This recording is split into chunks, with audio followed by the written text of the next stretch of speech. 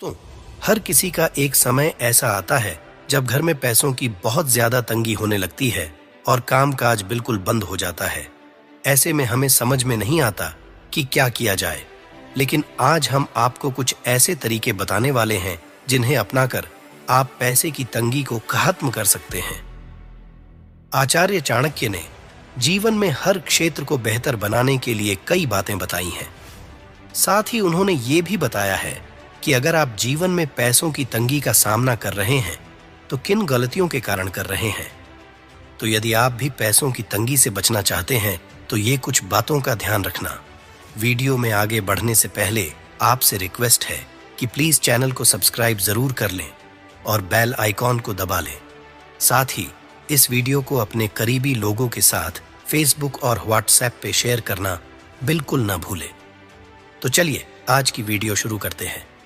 सबसे पहली बात, यदि घर में सूखने लगे तुलसी का पौधा, चाणक्य के नीति शास्त्र के अनुसार यदि हमारे घर या आंगन में लगा तुलसी का पौधा सूखने लगे तो समझ लीजिए जीवन में जरूर कुछ अपशकुन होने वाला है। इसकी सूखती पत्तियां घर में आर्थिक तंगी आने का इशारा देती हैं। इससे डरने की बजाय इस पर विचार करने की आवश्यकता है।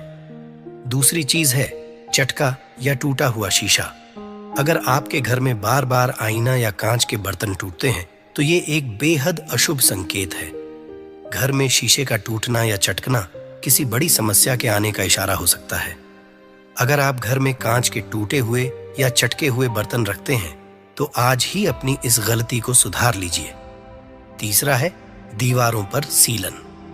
अगर आपके घर की दीवारों पर हमेशा सीलन जमी रहती है, रंग पेंट कराने के बाद भी दीवारों से सीलन नहीं जाती है तो यहाँ कुछ तो गड़बड़ है। दीवारों की सीलन या घर में जालों को यूं नजरअंदाज ना करें। ये घर की उन्नति पर बुरा असर पड़ने का संकेत हो सकते हैं। इस अशुभ संकेत को पहचानिए और इसे दूर करने पर विचार कीजिए। ध्यान रहे कि झगड़े और तनाव भी इसका बड़ा कारण है। आचार्य चाणक्य के अनुसार जब किसी घर में दिन रात झगड़े होते हैं और तनाव का माहौल बना रहता है तो समझ लीजिए वो घर बर्बादी की कगार पर निकल पड़ा है। ऐसे घर में कभी लक्ष्मी कुबेर का वास नहीं होता है।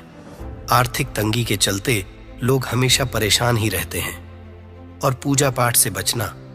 जिस घर में लोग ईश्वर की उपासना या पूजा पाठ करने से बचते हैं उस घर में खुशहाली समृद्धि कभी दस्तक नहीं देती है।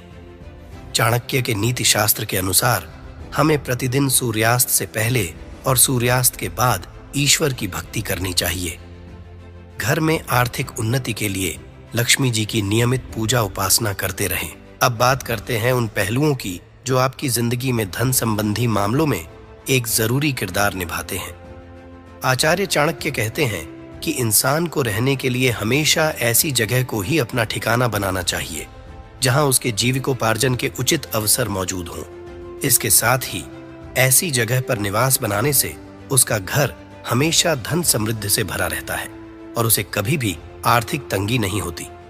चाणक्य कहते हैं कि पैसा कमाना ही काफी नहीं है, बल्कि उसे सही तरीके से कमाया जाना चाहिए। गलत काम करके कमाए गए पैसों का कोई मोल नहीं होता और वह उल्टे सीधे कामों में ही निकल जाता है। इसे अंत तक देखने के लिए आप सबका धन्यवाद।